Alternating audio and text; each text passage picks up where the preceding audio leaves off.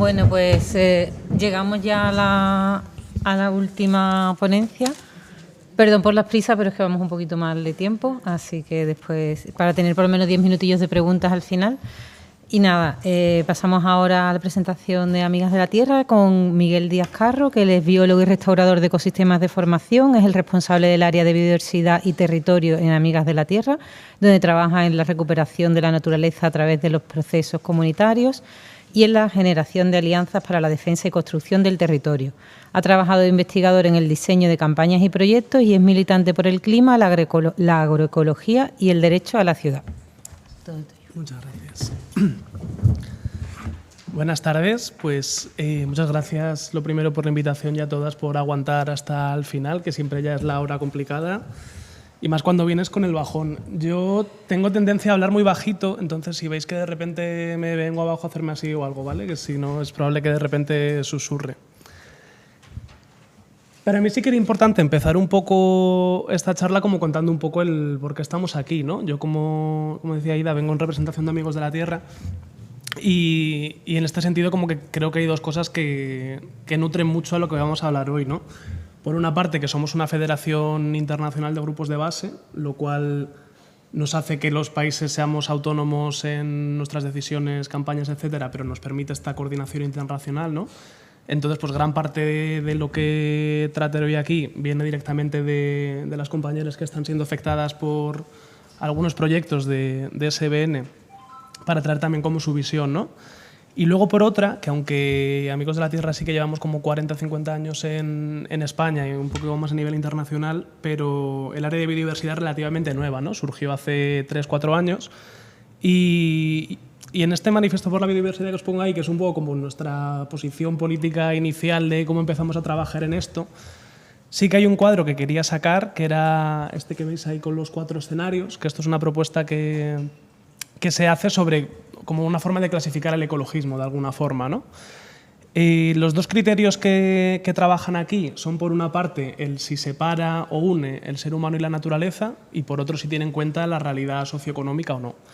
Entonces, pues por poner varios ejemplos, cuando en ese ecologismo que separa ser humano y naturaleza y que además no tiene en cuenta la realidad socioeconómica, tendríamos lo que llamamos la conservación de la fortaleza, ¿no? Que esto es el clásico modelo de áreas protegidas tipo Yellowstone, tipo Doñana, ¿no? De cerramos esta pequeña partecita del mundo porque merece ser conservado y donde no puede entrar el ser humano porque el ser humano es intrínsecamente malo.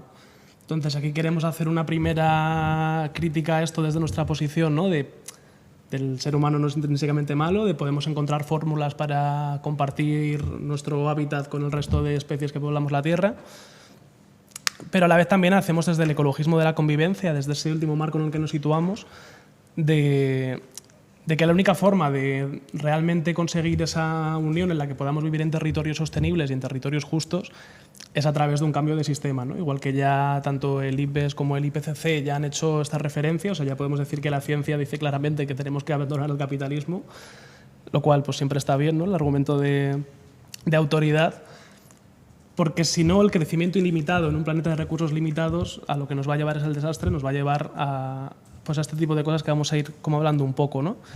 Porque sí que creo que, así como marco contextual, creo que todos estamos de acuerdo en que el escenario que tenemos es un escenario de urgencia, donde tenemos el 75%, 3/4 partes del planeta gravemente degradados, donde tenemos un cambio climático que cada vez vemos más real, ¿no? Y este que dicen que es el año en el que probablemente ya superamos oficialmente el 1,5 grados, que era como la bestia negra a las que no nos podíamos acercar, y seguimos en crecimiento y seguimos camino de los 3-4 grados. Y que en latitudes pues muy cercanas, pues tristemente, tenemos el ejemplo de lo que ha pasado en Valencia, ¿no? Y de cómo unos eventos meteorológicos cada vez más fuertes y cada vez más frecuentes causan eventos que no solamente es que sean negativos desde el punto de vista ambiental, sino que pues, causan la muerte de personas, que causan enormes pérdidas económicas y que es a lo que nos estamos enfrentando y vamos a más en ello, ¿no? Pero también en otros países pues, podemos ver cómo esto está respondiendo a migraciones climáticas de forma masiva, que no son más que personas que están abandonando sus hogares por el hambre. Entonces, ante esto, pues vemos que es un momento urgente, ¿no? Para encontrar esas soluciones reales, para encontrar esa agroecología que sea capaz de nutrirnos, pero de nutrir también el planeta, ese manejo comunitario de los bosques para gestionar colectivamente los recursos, esa promoción de la energía renovable, pero de base comunitaria, para encargarnos nosotras mismas de la transición que tenemos que hacer. Y aquí viene como la primera gran pregunta, ¿no? Que cuando hablo de soluciones reales, entendemos que hay soluciones irreales de alguna forma, ¿no? Que es lo que tradicionalmente en la Federación de Amigos de la Tierra llamamos las falsas soluciones. Es difícil encontrar una definición concisa para lo que son falsas soluciones, entonces yo lo que planteo es que para mí falsas soluciones son aquellas que reúnen estos tres criterios, ¿no? Primero, que plantean respuestas a problemas que son falsos de base. En segundo lugar, que no tienen en cuenta los límites de los recursos en sus planteamientos. Y en tercero, que permiten o que favorecen el mantenimiento del statu quo y de las normas actuales, ¿no? Por poner ejemplos, falsa solución de manual, los transgénicos. Tenemos que cultivar transgénicos porque tenemos que alimentar el mundo. Las Naciones Unidas y la FAO lo que te dicen es no, con agroecología se pueden sostener, sin aumentar la cantidad de tierras que se cultivan ahora mismo, 10.000 millones de personas. El problema del sistema alimentario no es un problema de producción, es un problema de distribución.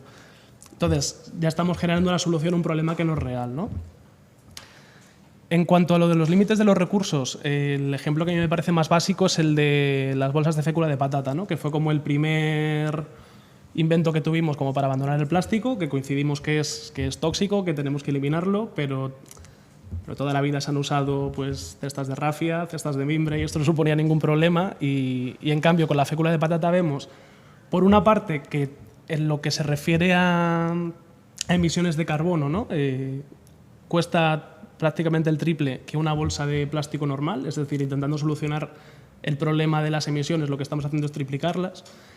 Pero también creo que aquí es importante el asumir como esta visión de túnel de carbono que tenemos como sociedad, ¿no? Que como dentro de las múltiples crisis que estamos viviendo, la del cambio climático es la que parece que tenemos como más ha entrado en nuestro imaginario, pues parece que vamos así, ¿no? Y que todo lo podemos medir en emisiones, en kilovatios, en gigatoneladas, y no estamos contando ni en qué tierras se van a cultivar esas patatas, el por qué cultivamos bolsas de basura en vez de alimentos en tierras, que es para lo que tradicionalmente hemos empleado, ¿no?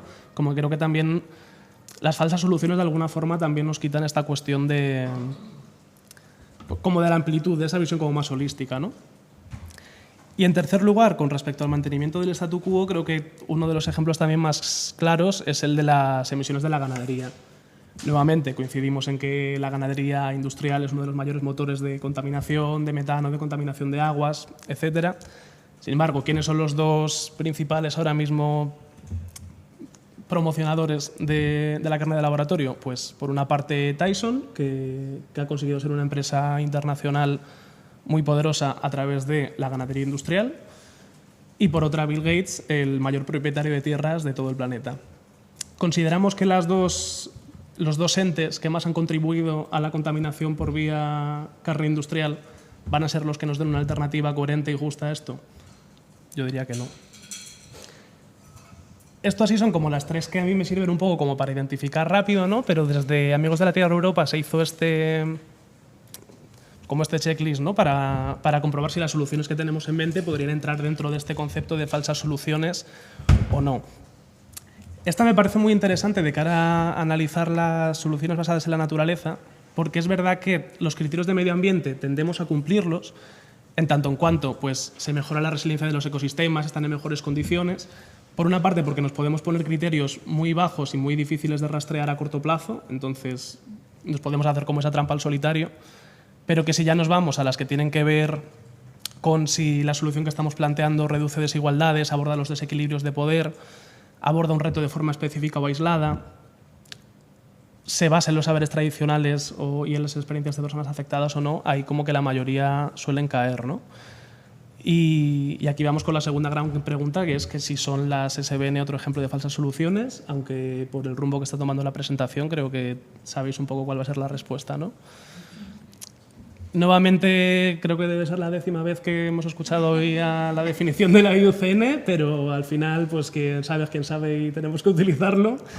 Y claro, la cuestión es que esta definición de acciones dirigidas a proteger, gestionar de manera sostenible para la sociedad de forma efectiva y adaptable, claro, aquí entran muchísimas cosas buenas, ¿no? Y no seré yo quien diga que, como estamos en contra de las soluciones basadas en la naturaleza, todos los casos que han salido a lo largo del día de hoy son intrínsecamente malos, porque no lo son. La cuestión es que es un paraguas tan amplio sobre el que entran proyectos de restauración, de desarrollo comunitario, de manejo de aguas, pero que claro, que también es un coladero para todas estas falsas soluciones que vemos, ¿no?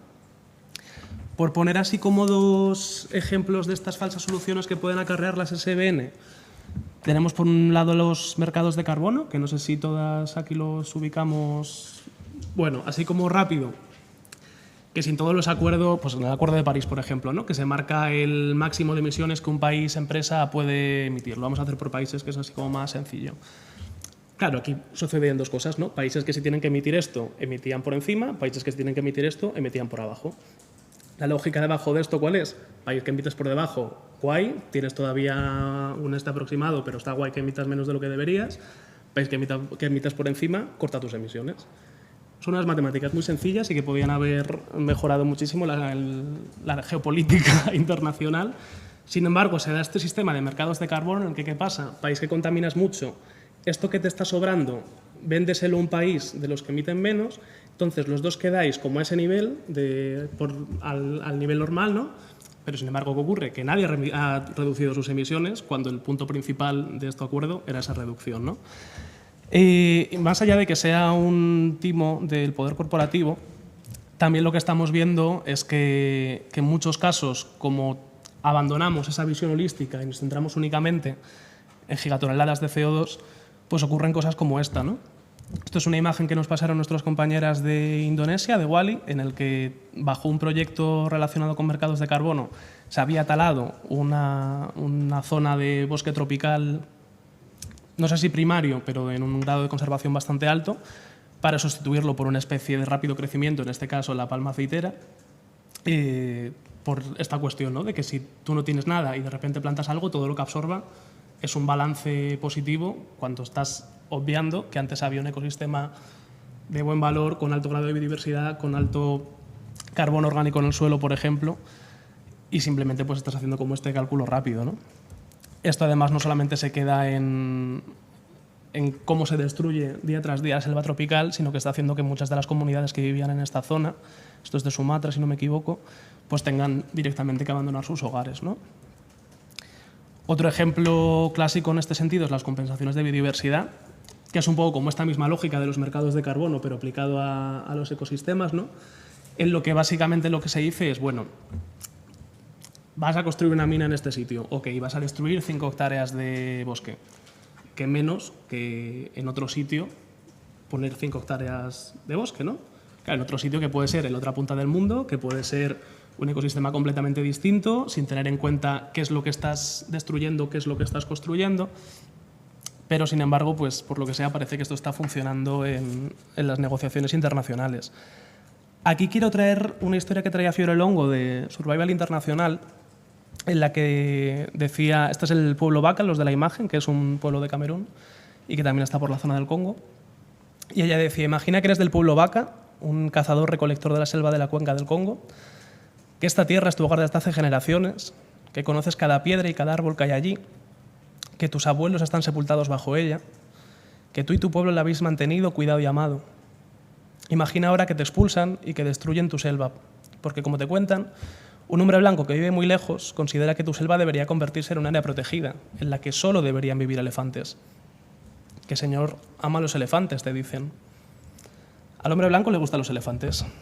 Parece que salió al espacio y se dio cuenta de que le gusta tu selva y que le preocupa el cambio climático. Pero casualmente este hombre fundó una empresa que el año pasado quemó 60.000 millones de toneladas métricas de dióxido de carbono, es decir, el equivalente a quemar 140 millones de barriles de petróleo. Esta es la realidad que estamos viendo detrás de los grandes proyectos de compensación de ecosistemas. Proyectos que además entran mucho como la lógica esta que hablábamos al principio, ¿no? De la conservación de la fortaleza, de el ser humano es intrínsecamente malo, hay que echar a todos los seres humanos si queremos proteger un área, cuando lo que obviamos es que hay comunidades y que hay pueblos que llevan miles de años conviviendo en sus territorios de una forma sostenible, de una forma cuidadosa, y que es la visión pues, blanca y capitalista la que nos trae aquí de alguna forma, ¿no?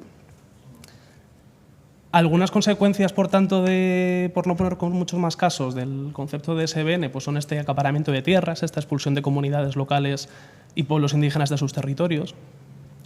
esa falta de voluntad o retardismo, que es para mí también uno de los grandes problemas, ¿no? Porque al final, volvemos al caso de los mercados de carbono. Tú tenías ahí muy fácil el hacer quien contamina más que esto, que deje de contaminarlo, quien contamine menos, pues tiene una capacidad ahí de mejora. Como nos estamos enrocando en tratar de encontrar falsas soluciones que den la vuelta para poder seguir con mi modelo de negocio, lo que hace es que estemos a 4 años de cuando se suponía que ya era el momento de empezar el pico de bajada de emisiones y que seguimos en crecimiento exponencial, ¿no? Además es que las soluciones basadas en la naturaleza, precisamente por este marco tan amplio, pues en muchos casos nos permite justificarlo para incluir otras falsas soluciones, ¿no? Como también el caso de la ingeniería genética que comentábamos al principio, y que en muchos casos ya no solamente que expanda monocultivos, sino que entra en esta lógica, ¿no?, de la financiarización de la naturaleza, que es otra de las cosas que más nos preocupan. El que de repente proteger la naturaleza no sea una cuestión ética, una cuestión basada incluso en servicios ecosistémicos, sino sí que queremos ir como a ese punto más antrópico de alguna forma, ¿no?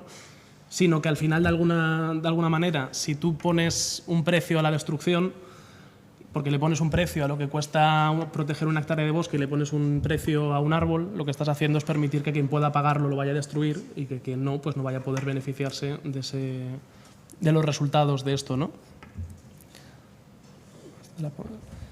Y es que efectivamente la biodiversidad y los ecosistemas necesitan protección, necesitan ser restaurados, necesitan mejorar el estado en el que están, que es crítico. Los pueblos necesitan encontrar fuentes justas y sostenibles para tener un buen nivel de vida. Pero sí que consideramos esto, ¿no?, que no podemos hacerlo desde una de las lógicas pues de favorecer que quien siempre ha salido ganando siga haciéndolo, porque al final nos lleva a este tipo de cosas, ¿no? Aquí creo que también es importante el que hagamos ese ejercicio de que nos es muy fácil pensar como en soluciones reales desde el punto de vista pequeño e individual, en el sentido de yo soy súper ecologista, yo me hago mi jabón en casa, o yo tengo un pequeño huerto en casa, entonces pues puedo tomar verdura agroecológica. Y creo que el reto ahí, ¿no?, es por una parte el colectivizarla para permitir que todas las personas podamos llegar a este tipo de soluciones, y también especialmente el escalarlas, ¿no? Que aquí también creo que desde el movimiento ecologista como que tenemos que hacer un poco el giro de que la experiencia de los grupos de consumo agroecológicos, por ejemplo, ha sido interesante, pero que no podemos transformar el sistema alimentario a través de pequeños grupos de consumo, ¿no? Que tenemos que ir a una lógica mucho más de supermercado agroecológico, igual que el autoconsumo energético por sí mismo no va a generar la transformación del sistema energético, sino que necesitamos dar como un salto de escala mucho más fuerte, ¿no? Y entonces la tercera pregunta que siempre surge con esto es que que asumimos que hay SBNs que son buenas y SBNs que son malas. Pues no podemos hacer como una definición concreta, lo lanzo para los futuros intentos que tenga la IUCN. Pero claro, aquí también me parece como muy interesante el remontarnos a la cuestión histórica, ¿no? Por una parte el origen de las SBN sí que viene como un mecanismo de obtener financiación adicional en los programas de áreas protegidas, que seguimos igual, sin la financiación adecuada para este tipo de cosas, pero se quedó ahí como un poco, como que no terminaba de arrancar, ¿no? Y el momento en el que sí que nosotros identificamos que las SBN vuelvan a estar sobre el tablero de juego político es en 2016, a través de un informe que hizo The Nature Conservancy, en el que analizaba, pues su criterio era que los esquemas de SBN podían ayudar a mitigar hasta el año 2030 el 37% de las emisiones. Bueno, aparte de que este informe como que ha tenido ya bastante crítica y se considera ya desactualizado, pero al final cuando hablaba ahí de SBN realmente lo que estaba diciendo en el 95% de los casos era reforestar y plantar árboles. Y hablaba, claro, de que había una superficie de reforestación potencialmente de 678 millones de hectáreas, que es lo que nos ayudaría a reducir ese 37%, ¿no? 677 millones de hectáreas, que para que lo entendamos es el equivalente a 2 veces la India, es decir, es el equivalente casi a un continente. Y un continente es lo que se plantea reforestar sin decir de dónde se van a sacar esas tierras, qué estaba ahí antes de estos proyectos que estamos planteando, dónde están los costes ambientales de las plantaciones también, ¿no? Que parece que coger un camión lleno de pinos y operarios, llevártelo al monte, plantarlo, tener un vivero que consiga esos pinos no tiene ningún coste ambiental, como que eso estaba invisibilizado en todo el informe. Y también una cuestión ahí como de como de justicia económica, ¿no? Si nos estamos planteando regalarle prácticamente un continente a los proyectos de estas multinacionales. Y en cuanto a quién promueve hoy las SBN, aquí nuevamente hago el comentario que me parece importante de... Yo aquí hablo de lo que se está promoviendo en la esfera internacional en las negociaciones climáticas. No hablo de que los proyectos que hagamos a nivel concreto sean intrínsecamente malos, no quiero ir por ahí. Pero lo que vemos es que pues, aquí hubo una empresa que es Shell, que decía que invierten en proteger, en mejorar los ecosistemas naturales, en beneficiar a las comunidades locales. Bueno, Shell lo que tiene es multitud de juicios a lo largo del mundo por contaminación. Este en concreto es el caso de Nigeria, en el que esta empresa sostenible, basada en las SBN, contaminó muchísimas hectáreas de bosque, a lo que traigo dos casos en concreto que denunciamos a través de Amigos de la Tierra. Esto lo trajimos en su momento, se ganó el juicio, este juicio en concreto se perdió.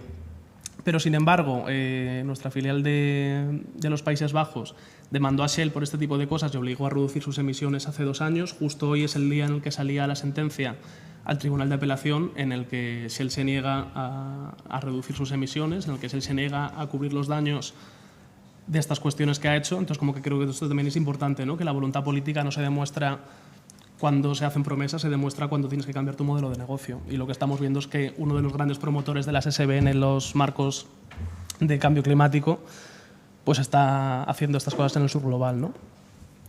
Otro de los grandes clásicos, Chevron, un futuro con menos carbono, bajas emisiones, todo bonito, todo perfecto. Y que tiene también uno de los grandes casos, que es el de Chevron Texaco en Ecuador, donde ha tenido una comunidad movilizada para poder tener garantías, ¿no?, sobre la recuperación y la reparación de este tipo de actuaciones, porque no es nada fácil conseguir justicia contra una gran multinacional, sobre todo cuando en sus territorios también las libertades civiles en muchos casos pueden ser menores, y es gente que se ha jugado cárcel, que se ha jugado la vida, igual que podemos ver como cada año más de 200 defensoras ambientales mueren asesinadas por defender su tierra y por defender lo que es suyo, ¿no? Y claro, como asumimos que todos sabemos que Shell, pues bueno, SBN, pero perfecto, on time. Todos sabemos que Shell es una petrolera, entonces asumimos que no va a hacer proyectos tan buenos y como que sospechas un poco, ¿no? Entonces, ¿qué es lo que está ocurriendo? Pues que en todos estos foros como el IPCC lo que se están dando son consorcios, plataformas en las que todas estas empresas contratan una serie de lobistas de forma común bajo nombres como empresas por la sostenibilidad, nuevas economías, todo este tipo de cosas, ¿no? Y así no parece que tienes a las tabacaleras negociando sobre cuál es la mejor política antihumos. Pero independientemente de que siempre haya existido un gran número de lobistas relacionados con la industria fósil en este tipo de cumbres, y de que nuevamente asumimos, ¿no?, que la capacidad que tiene este encuentro internacional, ¿no?, para marcar el rumbo de las políticas, pues también es limitado, es de lo mejor que tenemos, pero sigue siendo limitado. Pero ya en la COP28 pues vimos que se batía nuevamente ese récord de representantes de la industria fósil, 2.500 personas dedicadas única y exclusivamente a ir gobierno tras gobierno, tras gobierno, tras gobierno, para tratar de limitar al máximo las menciones que haya a combustibles fósiles. Y de hecho recordamos que justo hace un par de COP, si no me equivoco, en el texto original, en el borrador, había una mención expresa a abandonar los combustibles fósiles, que nunca se había hecho a pesar de llevar casi 30 COPs, cuyo objetivo principal era salirnos de los combustibles fósiles, ¿no? Pero esto no había ocurrido. Y finalmente pues los países reconocieron que a través de una serie de presiones consideraron que era mejor pues no incluirlo, ¿no? Este es el impacto que está teniendo este tipo de gente frente a nuestras políticas. Entonces, pues desde aquí lanzar como una invitación, ¿no?, a esta apuesta por las soluciones reales. Soluciones reales que, por una parte, creo que, como decía antes, nos tenemos que basar, ¿no?, en ese marco de desarrollo y escala de soluciones de bases comunitarias, agroecología sostenida por la comunidad, comunidades energéticas, etcétera. Pero creo que también tenemos que abordar 4 cuestiones que suelen quedarnos como un poco más lejos, ¿no?, que es, en primer lugar, una reparación histórica al sur global. Si las SBN existen es porque hay territorios en los que se permite que esto ocurra, y es porque es territorios que tradicionalmente han sido desposeídos para alimentar un nivel de consumo que es el que hace que nosotros estamos aquí, ¿no? Entonces, como por una cuestión de de justicia histórica, creo que es importante esto. Restaurar los ecosistemas es imprescindible. Como decía, el 75% de la Tierra está degradada y es nuestra mayor arma de resiliencia frente a todo lo que se nos viene a través de cambio global, ¿no? No podemos dejarlo pasar. Y como las plantas tienen una cosa que es una movida, pero que es lo que hacen, que es que tardan tiempo en crecer, porque son organismos vivos, pues cuanto más tardemos en plantarlas, más tarde veremos sus efectos, ¿no? Entonces, esto es algo que podemos hacer ya cuanto antes. Creo que es importante el evaluar, ¿no? La necesidad de ese decrecimiento material de la economía. No podemos crecer infinitamente en un país, en un mundo que tiene recursos limitados. Y no me acuerdo quién decía esto, pero me está acordando de una frase que me encanta, que es quien te diga que la economía puede crecer indefinidamente es un loco o un economista. Y creo que también es importante aquí, precisamente con esto, ¿no? La cuestión de la redistribución de la riqueza. Que ahora mismo las personas que más emiten, como en unas escalas que no somos ni capaces de comprender a veces, ¿no? Son los ultrarricos, que las personas tenemos que tener en nuestras propias latitudes también, ¿no? Pues esa capacidad de adaptación y esa asunción de que tenemos que cambiar un poco cómo vivimos, pero que de alguna forma imagino que nadie de las que estamos en esta sala coge habitualmente jets privados, ni tenemos mansiones con muchísima calefacción en una casa en la que no vivimos, ¿no? Como que creo que también aquí es importante apostar porque si creemos que no hay que producir más riqueza y creemos que la justicia nos lleva a que hay que distribuirla, la única forma para que lo tengan unos es quitárselo a otros, ¿no? Entonces, pues yo ya he terminado con esto. Muchísimas gracias por la invitación y por este tiempo.